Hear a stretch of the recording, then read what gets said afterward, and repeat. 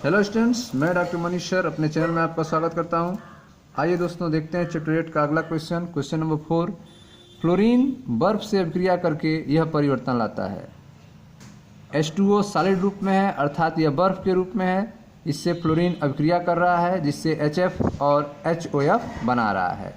आपको बताना है इस अभिक्रिया का अपचय अपचय औचित्य स्थापित कीजिए। इस अभिक्रिया में ऑक्सीकरण अपचयन हो रहा है, इसके बारे में आपको समझाना है। तो आइए देखते हैं इसको। देखिए ध्यान से, यहाँ पर H2O जो है सॉलिड रूप में है, अर्थात बर्फ के रूप में है। यह फ्लोरीन से अभिक्रिया कर रहा है जिससे HF और HOF बन रहा है। ऑक्सीकरण देखा जाए तो हाइड्रोजन की ऑक्सीकरण संख्या +1, ऑक्सीजन की -2 है।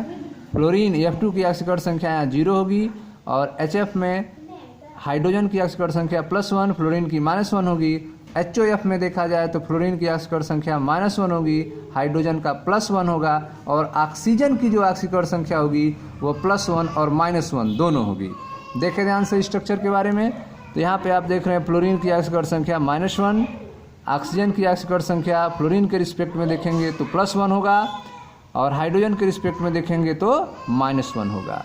इस अभिक्रिया में आप देख रहे हैं कि फ्लोरीन जो है वह HF के रूप में और HOF के रूप में, दोनों रूप में है। तो फ्लोरीन जो है जब विद्युत धनात्मक तत्व हाइड्रोजन के साथ जुड़कर HF बनाता है उस समय इसका ऑक्सीकरण होता है।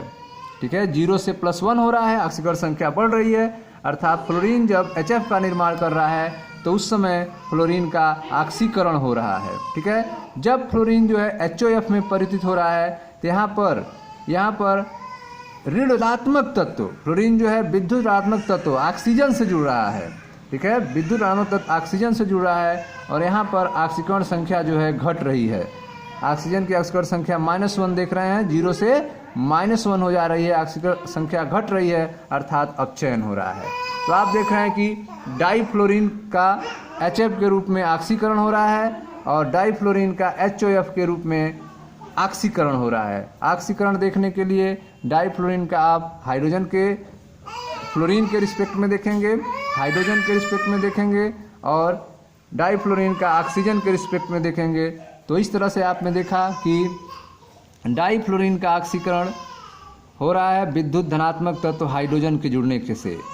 डाईफ्लोरीन का अपचयन हो रहा है विद्युत ऋणात्मक तत्व ऑक्सीजन से जुड़ने के कारण। तो फ्लोरीन का अपचयन होकर HF बनता है क्योंकि फ्लोरीन की ऑक्सीकरण संख्या घटती है। यहाँ पर फ्लोरीन की ऑक्सीकरण संख्या बढ़ती भी है। ठीक है, किसके रिस्पेक्ट में? ऑक्सीजन के रिस्पेक्ट में।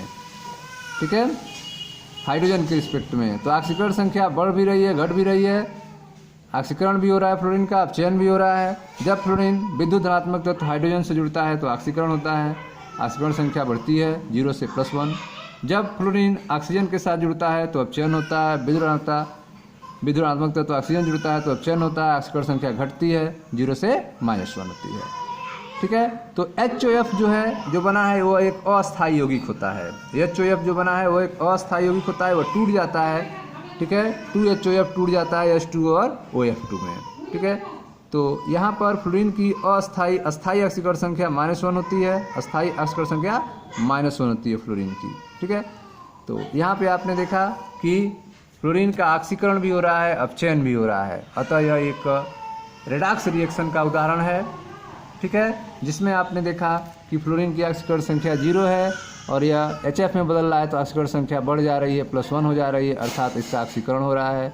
और जब यह HOF में बदल रहा है तो ऑक्सीजन की ऑक्सीकरण संख्या -1 अर्थात घट जा रही है, अर्थात इसका अपचयन हो रहा है।